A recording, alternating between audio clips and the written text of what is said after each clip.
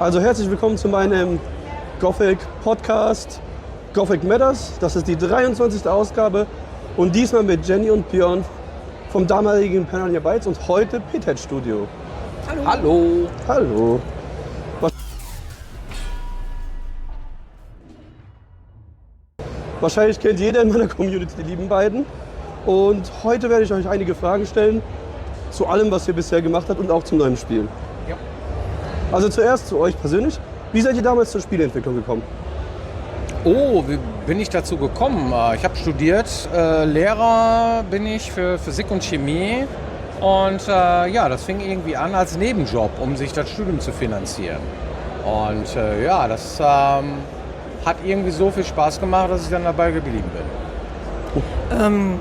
Gezockt habe ich eigentlich schon immer und ich kannte die Leute, die bei Piranha Bytes gearbeitet haben, war riesen Gothic-Fan und ja, bin dann über die da reingerutscht. Die haben irgendwann jemanden gesucht zum Testen und ich habe gesagt, ich habe alles rauf und runter gespielt, ich kann das. Und dann haben die mich genommen, dann habe ich angefangen, die Bugs selber rauszumachen nach einer Weile und bin dann irgendwie in den Story-Bereich gerutscht. Oh, sehr cool, sehr cool. Was war die Inspiration bei euch, je nach der Reihe, zum Beispiel Gothic, Risen und Elex? Was war die Inspiration hinter den Reihen? Also bei Gothic war die Inspiration, das beste Spiel zu machen, was es gibt. Das war der Plan.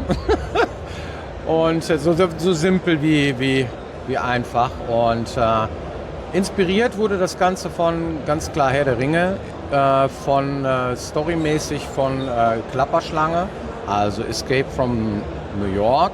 Das ist ein alten Film aus den 80ern mit Kurt Russell, John Carpenter Film. Ja, du wirst reingeschmissen in die Kolonie und kannst nicht wieder raus. Du musst da mit den ganzen anderen Insassen, Sträflingen überleben und es ist eine raue Welt und solche Dinge, das war das Konzept. Bei Risen war das Konzept, dass es gibt eine Welt unter der Welt, die heraufkommt. Das heißt also, so eine Insel war das ja, ne? Mehr oder weniger, oder Halbinsel. Und da war das Konzept, dass etwas kommt und das war so die Inspiration. Es gab den Captain Greg in Gothic 2 damals schon. Ja. Da waren ja schon im Add-on diese Piraten, die an diesem Strand waren. Und die Idee war im Grunde genommen, dieses Häppchen zu nehmen, zu sagen, machen wir doch irgendwie eine ganze Welt davon und machen die piratisch. Das haben wir so dann mitgenommen. Okay, sehr, sehr nice. Und bei Elex? Bei Elex war es irgendwie ein Genre-Mix, sollte es werden, ne? Weil sehr viele von uns wollten nicht nur Fantasy machen, sondern es war halt schon so eine gewisse, wir hatten dann 6 Spiele gemacht, 7 sogar, zusammen mit dem Add-on, nur im Fantasy-Bereich.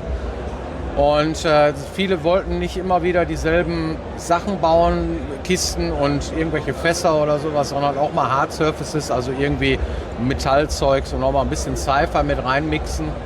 Und so ist es dann zu dem Hybrid-Setting gekommen, dass wir da im Grunde genommen Postapokalypse noch mit reingenommen haben als Bindeglied zwischen Fantasy und dem Science-Fiction.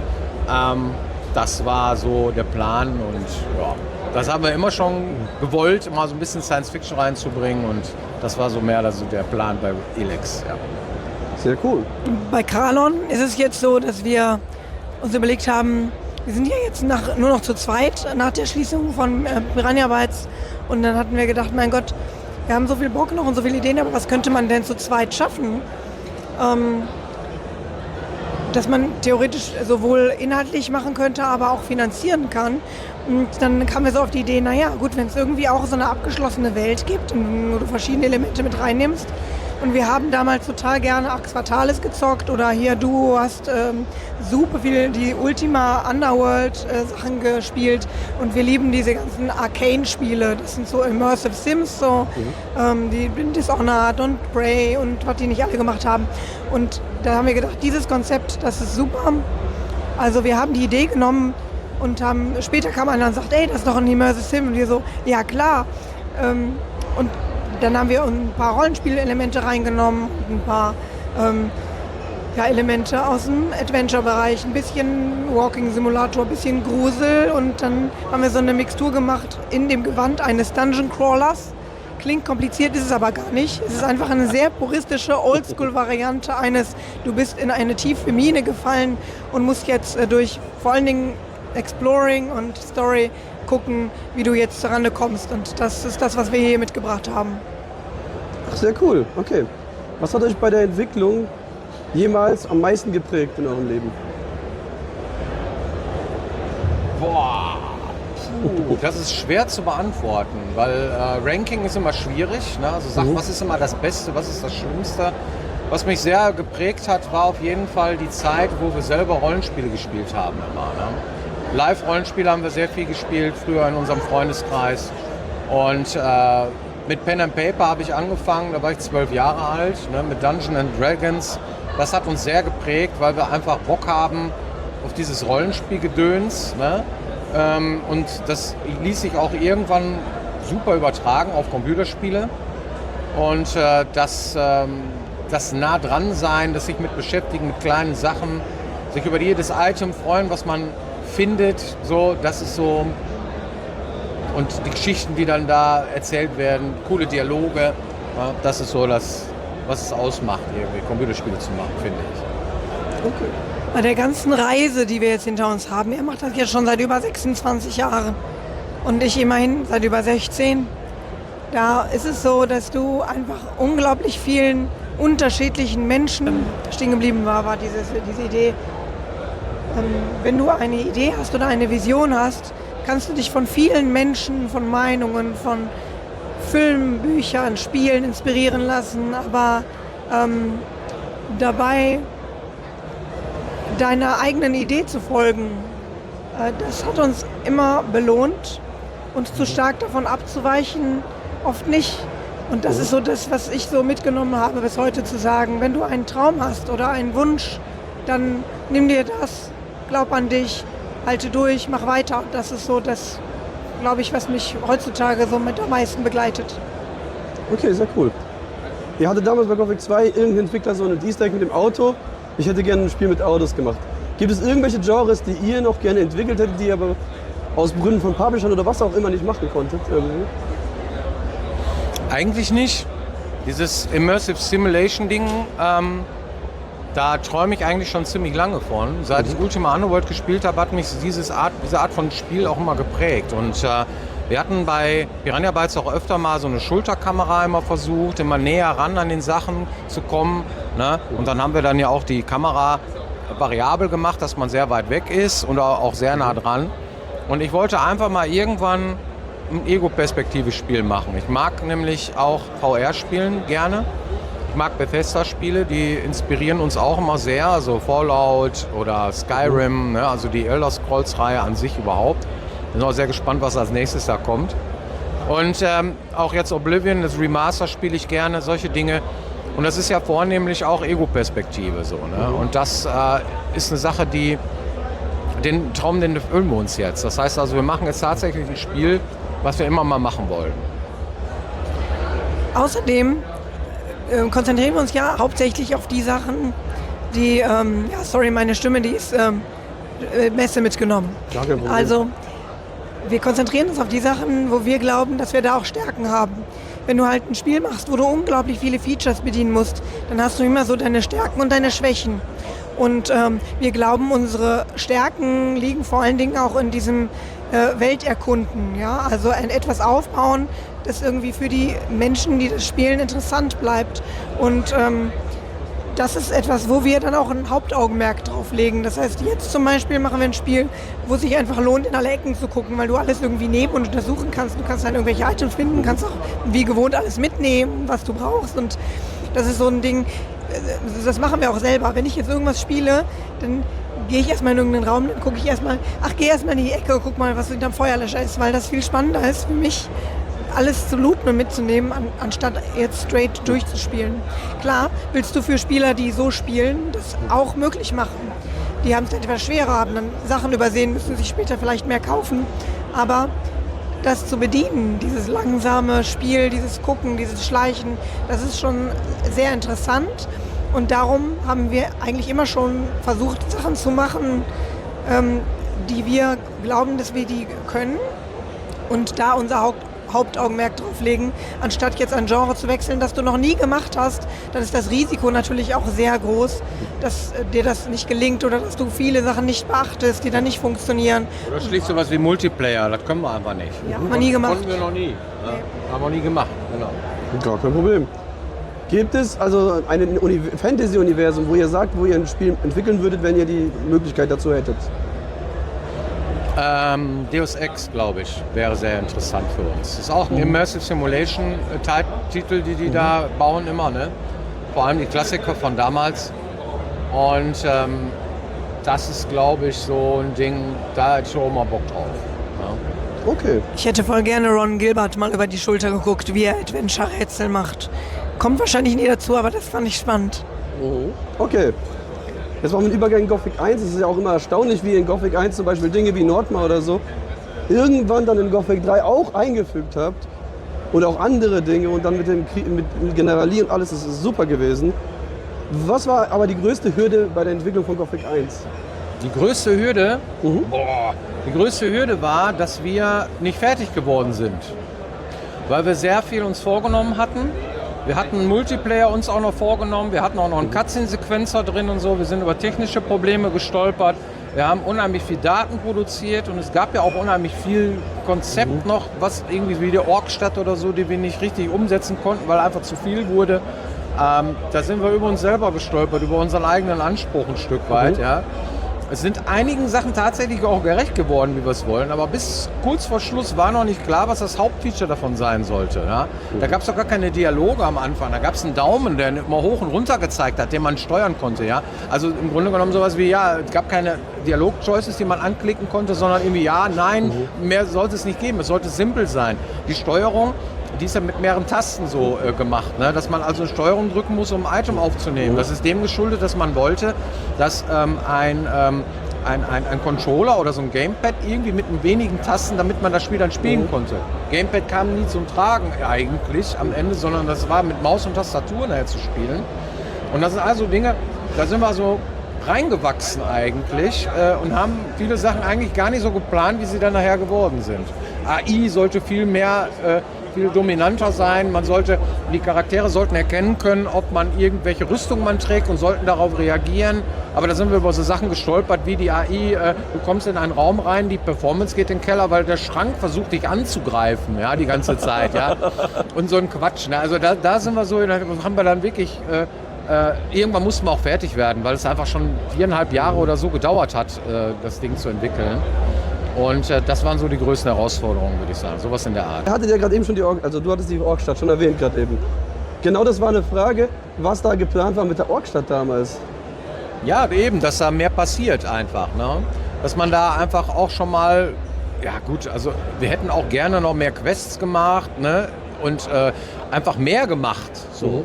Und das wurde da hinten, also Gothic 1 war ja so, dass es am Anfang sehr breit ist und nach hinten her storymäßig und was man so machen kann, eigentlich recht dünn wurde. Und das wurde auch sehr oft kritisiert, was wir dann nachher bei Gothic 2 versucht haben besser zu machen, dass es hinten noch ein bisschen breiter ist und noch Sachen, sag ich mal, passieren, auch unterschiedliche Dinge. Und die Orkstadt war so etwas, ne? Dass man da halt noch mehr machen wollte, noch mehr Story passieren lassen wollte und so weiter. Das hat's aber irgendwie nicht mehr, das haben wir nicht mehr hingekriegt, alleine zeitlich nicht mehr. Irgendwann mussten wir halt fertig werden. Okay, gut. Dann haben wir ja jetzt kommt eine Frage, die das Remake mit betrifft. Ja.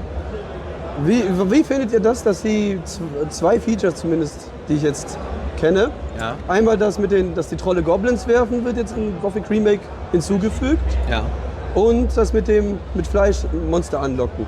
Wie Okay. findet ihr diese Idee, diese Sachen jetzt doch einzusetzen sozusagen im Remake? Also ursprünglich sollten ja tatsächlich die Trolle Goblins werfen. Das war auch tatsächlich ein Feature, was wir einbauen wollten. Haben wir auch nicht mehr geschafft. Ja? Also das ist so, wir haben uns so viel vorgenommen und jetzt versucht Alchemia natürlich diese Sachen auch aufzugreifen und dann auch umzusetzen. Das ist sehr ambitioniert, finde ich, weil es auch kompliziert ist, einen NPC zu nehmen und eine NPC-Interaktion ist beim Computerspiel generell schon immer ein Problem. Und deswegen finde ich das sehr mutig, das zu machen. Ich bin immer gespannt, wie das wirkt, weil sie das ja auch sehr hochglanzpoliert alles umsetzen möchten. Die möchten ja auch, dass es dann auch cool aussieht und so. Und da bin ich echt mal gespannt, wie sie das machen. Und Viecher mit Fleisch anlocken oder so. Wir hatten auch mal sowas Ähnliches eingebaut. Das war auch mal geplant alles. Ne? Das heißt also, das eine Viehzeugs, was das andere Viehzeugs lecker findet. Da gibt es ja diese Gilden-Tabelle auch für Monster und so. Ne? Versuchen die dann mit Fleisch zu machen. Ich kenne sowas Ähnliches von Outcast, wo du so ein Reittier irgendwie anlocken musst mit so einem Guide oder wie das Ding hieß und so. Finde ich sehr interessant. Auch spannend, wie sie es machen. Ich bin mal gespannt, ja. Ich glaube auch, das liegt immer an der Umsetzung. Wenn du so ein Feature einbaust, musst du halt immer schauen, inwieweit beeinflusst es dann die Gesamtsituation. Machst du es dem Spieler dann zu einfach oder ist es jetzt zu schwer? Und wenn es cool aussieht, sich gut anfühlt und trotzdem das Pacing bleibt, dann ist es ein gutes Feature. Und wenn du merkst, oh nee, jetzt funktioniert etwas anderes, was vorher Spaß gemacht hat, nicht mehr, dann ist es ein schlechtes Feature. Also muss man das im Grunde genommen ausgiebig testen und zu gucken, ob es sich dann tatsächlich rentiert. Okay, sehr cool. Jetzt kommen wir schon fast zu Gothic 2. Es gibt noch eine Frage zu Gothic 1 jetzt. Wie seid ihr damals dazu gekommen, dass In Extremo einen Auftritt in-game hatte bei euch damals? Der Tom Putzki ist rumgelaufen und hat mit vielen Menschen geredet und unter anderem auch die Idee zusammen mit den Jungs von In Extremo entwickelt, sowas zu machen, also im Spiel tatsächlich aufzutreten. In Extremo haben sich selber immer als Straßenmusikanten bezeichnet und hatten einfach Bock, irgendwas zu machen. So. Und das war auch sehr aufwendig, weil sie mussten tatsächlich in so ein Mocap-Studio gehen, mussten dann ihre Figuren machen. Der Typ, der da irgendwie den Feuer spuckt und so weiter, sind tatsächlich Mocap-Aufnahmen von damals. Da mussten die Models gebaut werden und so. Das war auch nicht wenig Arbeit. Aber ich finde, das Ergebnis hat sich gelohnt. Ne? Da kann man dieses Konzert im zweiten Kapitel tatsächlich sehen mit dem Dings. Und ich habe hier wir haben so polnische Cosplayer hier, ne? Die haben Herr Mandalin tatsächlich jetzt hier auch auf Englisch irgendwie einen neuen Text gegeben, dieses Lied von In Extremo, was da gespielt wird, und die performen das hier, ne? Also das ist wirklich lustig und hat mir sehr gut gefallen. Es war so das Highlight da an der Bühne, fand ich klasse. Ja, das fand ich auch klasse, habe ich auch gesehen gehabt. Ja. Okay, dann kommen wir zu den Gothic 2 Fragen. Warum wurde die Gothic 2 Story genommen und nicht die Sequel Story damals? Wieso, was waren die entscheidenden Punkte dafür? Oh, also wir waren ein ganz anderes Team.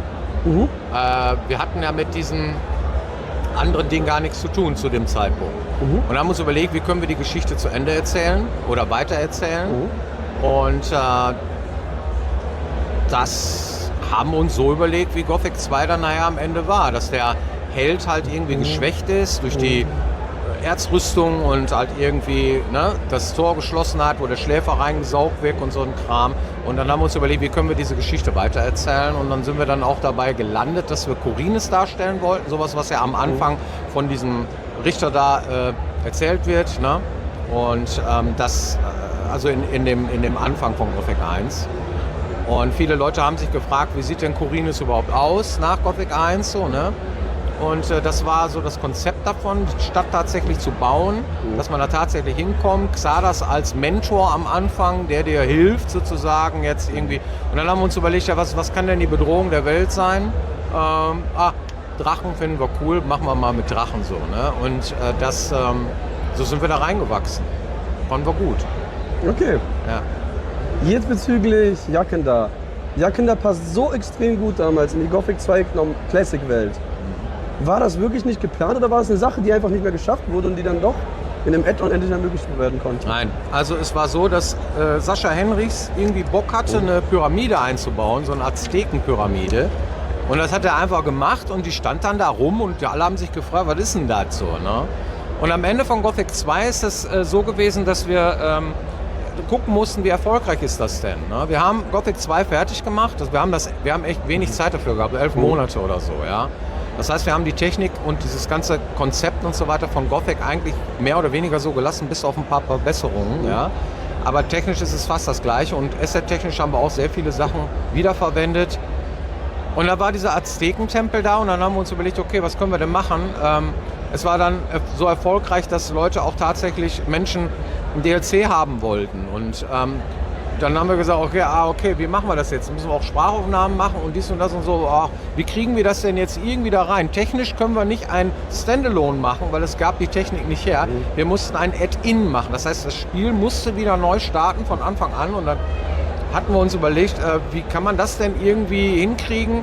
Und dann musstest du wieder starten bei Xardas im Turm und so weiter. Und wie kommt man jetzt dazu, dass man noch eine Level... Also wir mussten auf jeden Fall ein Stück neues Level irgendwie bauen. Und dann haben wir uns überlegt, wie kann man denn jetzt an diese Welt hier noch etwas andocken, ein Stück Level irgendwie zu bauen. Und wo kommt man da rein? Im Minental warst du ja, da musstest du irgendwie da um die Ecke, da irgendwo hinterm Wald bei Onas Hof, rechts rum. Da kann man dann ins Minental zurück, wo dann auch die Drachen waren und so weiter. Und dann haben wir uns überlegt, gut, okay, wenn wir jetzt noch ein Levelstück neu bauen, das dann irgendwie so auf der linken Seite der Karte oder runter oder irgendwie ist, wo wäre denn dann der Einstieg? Und dann haben wir uns den Aztekentempel beguckt und haben uns gedacht, okay, da machen wir jetzt einfach ein Portal hin. Ja? Und dann kommst du dann auf die Insel und Jakenda und da geht es dann auch um diesen Tempel, der steht dann in der Mitte und so weiter. Das war so die Inspiration. Das war einfach nur, ich glaube, Sascha, ich weiß gar nicht, was er sich dabei gedacht hat. Ich glaube, der hatte auch einfach Bock. Genauso wie er gesagt hat, ich baue mal ein Auto ins Spiel, ja, hat er da einfach einen Aztekentempel hingestellt. Der hatte eigentlich gar keinen Sinn am Anfang. Und das haben wir dann aber genommen, um da irgendwie dem dann auch Sinn zu geben. Das ist tatsächlich gewachsen, während Gothic 2 produziert wurde, ja. Okay, sehr cool. Ja. Das ist eine Frage von der Community, die ich jetzt hier dazwischen hatte, die es noch mit Gothic 1 zu tun hatte. Ja. Es gab ja so einen leuchtenden Stein im Sumpf. Für was war der geplant? Das weiß ich nicht. Das weiß ich tatsächlich nicht, nee. Okay, Ja. kein Problem. Gibt es in Gothic 2 Cut-Content, von denen ihr noch nie was erzählt habt oder man nicht weiß? Eigentlich nicht. Ich glaube, es ist irgendwie alles schon rausgefunden worden, ja?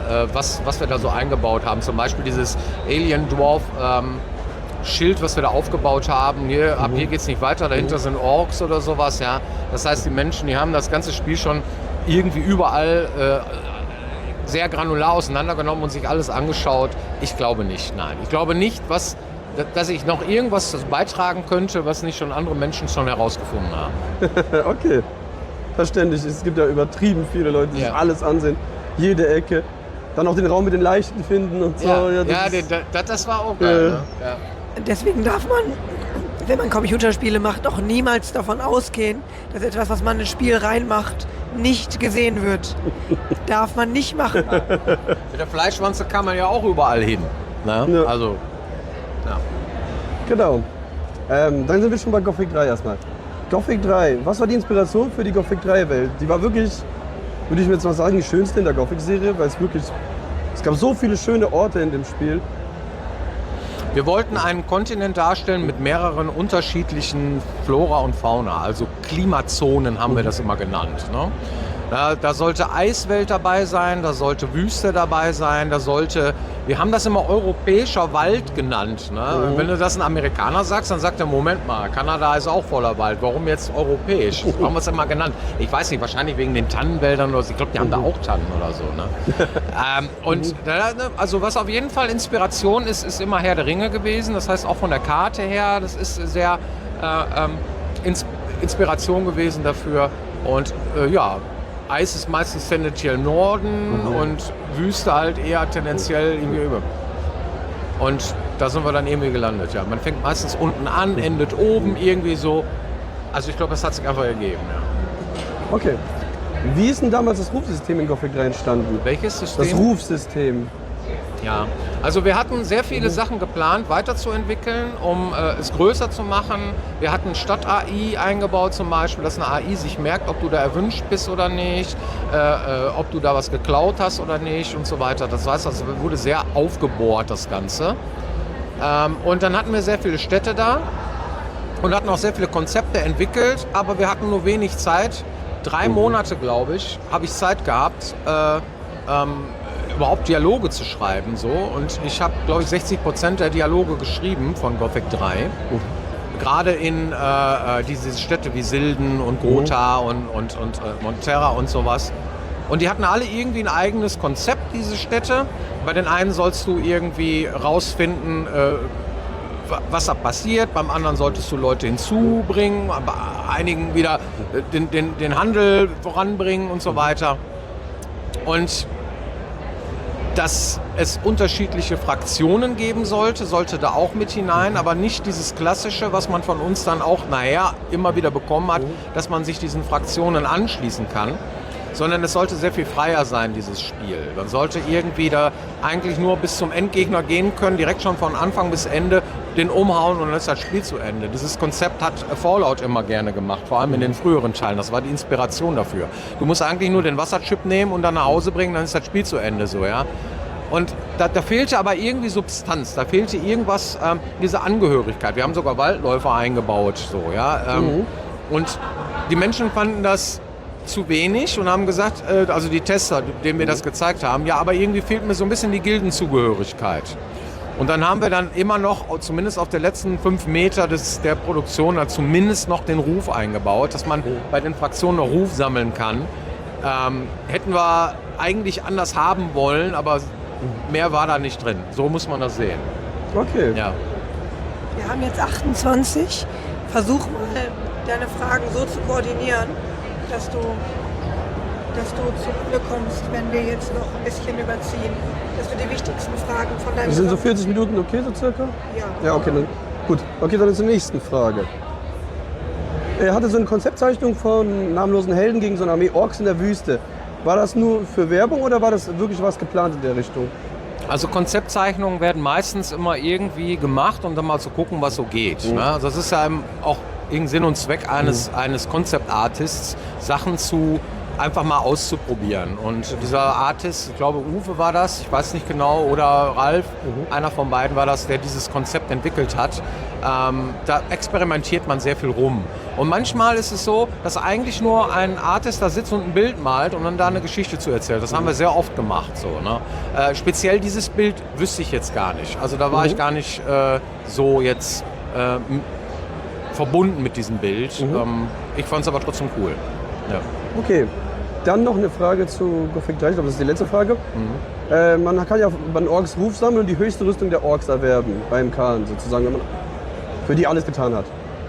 War es geplant, dass man mit dieser Rüstung der höchsten Orks theoretisch in Nordmar mit den Orks auch interagieren kann, weil ja das im Prinzip ja so eine Ehrenauszeichnung für einen Menschen ist, dass der wirklich so, der nicht was ein normaler Mensch ist im Prinzip. Jetzt, wo du das sagst, macht das auf jeden Fall Sinn. Es war so, dass wir uns aufgeteilt haben. Ich habe mich gekümmert um den grüneren Bereich, ein Stück von der Wüste habe ich umgesetzt. Jemand hat die Wüste sich selbst umgesetzt und jemand hat oben in Nordmar gearbeitet. Und wenn in Nordmar Orks waren, ja, dann hat derjenige, der in Nordmar gearbeitet hat, sich auch vornehmlich nur mit diesem Bereich beschäftigt. Das heißt, das wäre jetzt was Übergreifendes gewesen, so, dass einer von unten sozusagen den anderen beeinflusst. Da haben wir getrennt voneinander gearbeitet und geplant war da, glaube ich, nichts. Nee. Okay. Ja. Aber hätte tatsächlich sogar Sinn gemacht. Hätte Sinn gemacht, unbedingt, ja. Hatte ich immer schade gefunden, weil ich es auch mal gern gespielt habe auf die Weise. Okay. Dann jetzt zum Risen-Franchise. Wie seid, also gut, eigentlich hattet ihr es indirekt beantwortet, warum ihr sonst Piraten-Franchise im zweiten Teil so gewechselt seid. Gibt es noch irgendwelche Punkte dazu oder sollen wir gleich zur nächsten Frage? Ich wüsste jetzt nichts. Okay. Okay, dann gehen wir weiter. Gab es denn Cut-Content irgendwo von Risen 1 bis 3, was ihr nicht einfügen konntet, was ihr aber noch gerne eingefügt hättet? Ja, wir hatten mal geplant, einen Star Trek Außenposten zu machen. Einer, der hinter einer mit einem Holodeck generierten Stein ist oder so, dass man da reinstolpert, die haben uns entdeckt, beam me up, Scotty. So einen blöden Witz wollten wir einfach machen, ja. Aber das haben wir nicht hingekriegt, das haben wir dann doch geschnitten. Also war eins der Sachen, wo wir nachher gesagt haben, okay, wir wollen auch ein bisschen Sci-Fi machen und das waren so die ersten Anfänge. Ich glaube, das war sogar Gothic 2, war das, ne? Ja. Außerdem wollten wir eigentlich ursprünglich ausgiebigere Schiffskämpfe anbieten können. Und als die dann mit Assassin's Creed Black Flag um die Ecke kamen, haben wir dann gedacht, naja, komm, nee. Also das, wir machen das besser als wir. Ja, das schaffen wir nicht. Beschränken uns doch auf irgendwie Seeschlangen und etwas einfacheres Gameplay und fokussieren uns auf andere Sachen. Das macht mehr Sinn. Okay, was waren die prägendsten Erlebnisse je nach Franchise, das ihr entwickelt habt? Prägendste? Ja. Was für mich immer prägend oder inspirierend ist, das sind Spiele, die man selber spielt, die man liebt. Und eins, was mich auf jeden Fall sehr geprägt hat, war Outcast. weil das Spiel einfach cool war. Ich fand Cutter Slade total gut. Ich fand den total kernig. Der hat ja die Stimme von Manfred Lehmann gehabt. Total 80er-Jahre-Humor. Irgendein Typ, der allen auf die Fresse haut und so in einer Welt der Außerirdischen, die Talaner, die merkwürdige Sprachen haben und so weiter. Das fand ich sehr inspirierend. Und mein coolstes Spielerlebnis, was ich jemals in einem Computerspiel hatte, war Skyrim in VR zu spielen, mit Pfeil und Bogen gegen Drachen zu kämpfen. Das fand ich richtig toll. So, ne? Und ja, das würde ich so sagen. Ja. Was meinst du? Ja gut, bei Gothic habe ich ja nicht mitgespielt. Ich hatte da Mitgearbeitet. also gespielt habe ich sehr ausgiebig, habe aber nicht mitgearbeitet. Und ich hatte damals zweimal die Situation, das erste Mal bei Gothic 1, dass mein Computer so schlecht war. Da hatten ganz viele, habe ich mir erzählen lassen, dass ich mich irgendwie den Berg runtergeruckelt habe, bis ich ins alte Lager kam und war dann so furchtbar traurig, dass ich nicht weiterspielen konnte. Und dann musste das erste Mal ein neuer Computer her. Und dasselbe hatte ich nochmal bei Gothic 3. Und dann war der Computer schon wieder zu schlecht und musste wieder ein neuer her. Und irgendwann hat mein Vater sich dann erbarmt und dann durfte ich das endlich spielen. Und dieses Erlebnis dann, das war für mich ein absolutes Highlight. Und dann habe ich es auch rauf und runter gespielt. Und später bei Risen war das die erste Games Convention, damals noch in Leipzig, die ich dann so aufgesogen habe. Es gibt immer in der Spieleentwicklung so diesen Moment, du sitzt irgendwie, hast Ideen, machst irgendwie ein bisschen so in deiner Kamera, vielleicht auch ein bisschen mit dem Kopf im Sand und irgendwann ist es dann soweit, dass du damit rauskommst und dann, das ist so das erste Mal, wenn Leute dann darauf gucken und es dann bewerten und beurteilen und es dann sehen, das ist so ein ganz, man hat da Schiss vor. Und gleichzeitig ist es total schön, weil du endlich zeigen kannst, was du gemacht hast. Und das finde ich immer bei jedem Spiel sehr, sehr bemerkenswert. Und das ist auch bis heute jetzt hier zum Beispiel überhaupt nicht anders geworden. Das hat mich auch sehr geprägt bei jeder Reihe, die wir gemacht haben. Als wir damals mit Elex dann zum Beispiel tatsächlich wir sind dann um die ganze Welt gefahren, waren bis in Los Angeles und haben das Spiel vorgestellt. Das waren schon sehr prägende Momente. Man sagt, boah, jetzt stehe ich hier zwischen diesen ganzen großen Spieleentwicklern, die man weltweit kennt. Das ist ein schöner Moment. Und jetzt sind wir mit dem neuen Spiel wieder hier und dürfen das zeigen. Und das ist, das geht nie weg. Das geht nie weg. Und der zweite Moment, den ich sagen kann, ist dieser Moment, wenn du ein Rollenspiel machst und hast zum Beispiel Charaktere geschrieben und Ideen gehabt und dann bekommen die nach den Sprachaufnahmen zum Beispiel eine Stimme, also nicht so wie ich jetzt, und auf einmal reden deine Figuren.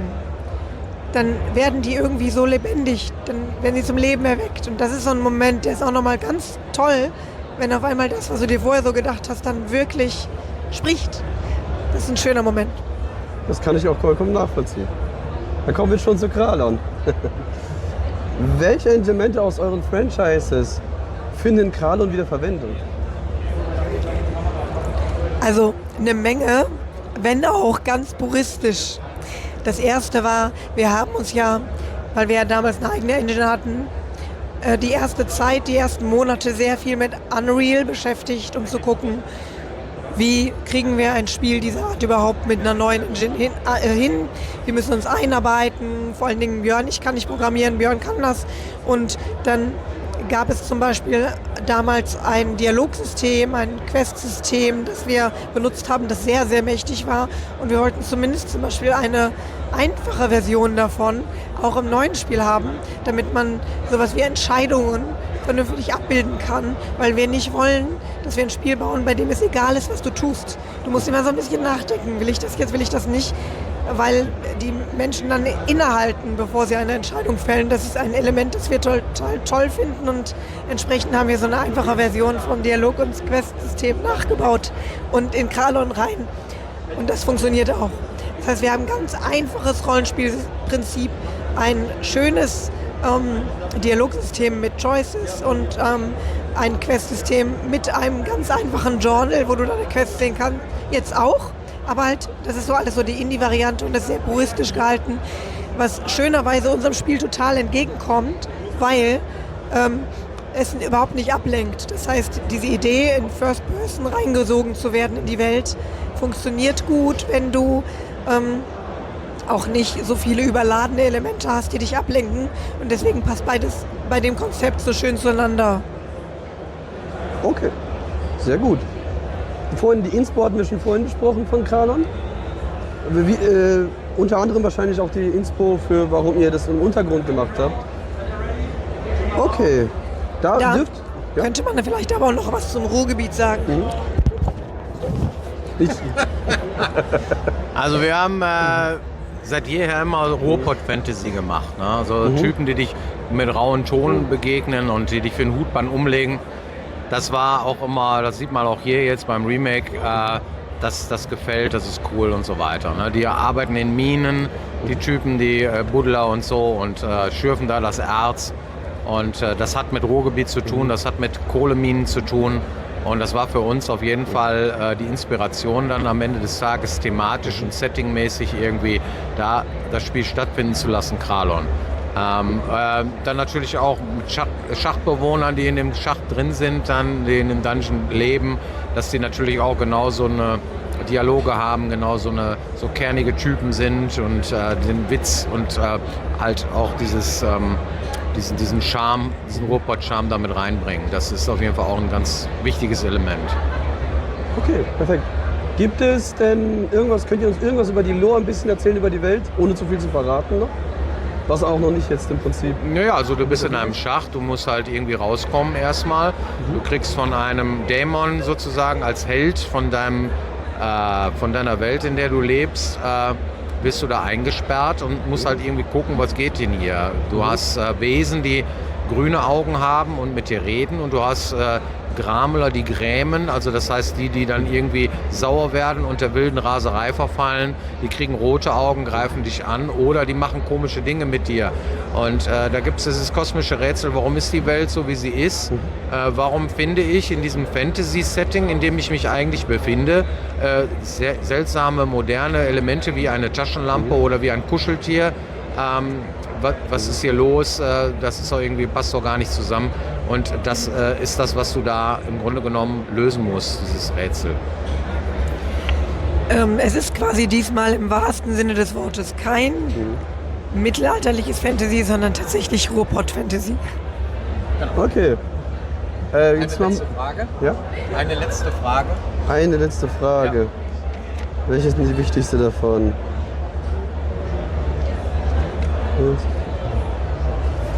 Nein, dann würde ich tatsächlich die Frage mit der Musik, da gab es eine Frage, wie ist es denn so gut wie möglich gewesen, in die Kralon-Musik den Gothic-Charme einzufangen?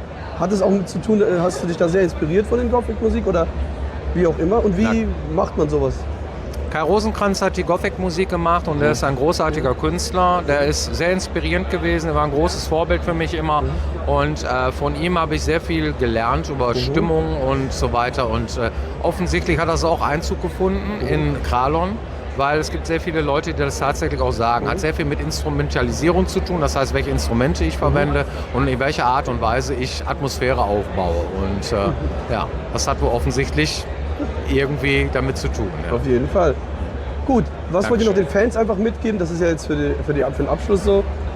Ich finde es sehr schön, hier auf der Gamescom zu sehen, dass Menschen Bock haben auf so eine Art von Spiel, die wir machen. Es ist natürlich nicht selbstverständlich, dass wir ein Genre jetzt anders machen. Es wird sehr gut angenommen. Vielen Dank dafür. Ja, Wishlistet unser Spiel. Ja, wir haben total Bock, weiter Spiele zu machen und nur ihr könnt das möglich machen. Vielen Dank. Perfekt. Ich danke euch, dass ihr da wart und natürlich wishlistet alle das Spiel, abonniert sich auch auf YouTube. Alles drum und dran, Support ist wichtig. Das Spiel soll groß werden. Dankeschön. Und ich danke euch auf jeden Fall. Gerne. So. Achso, ja, das war so ein Ding. Genau.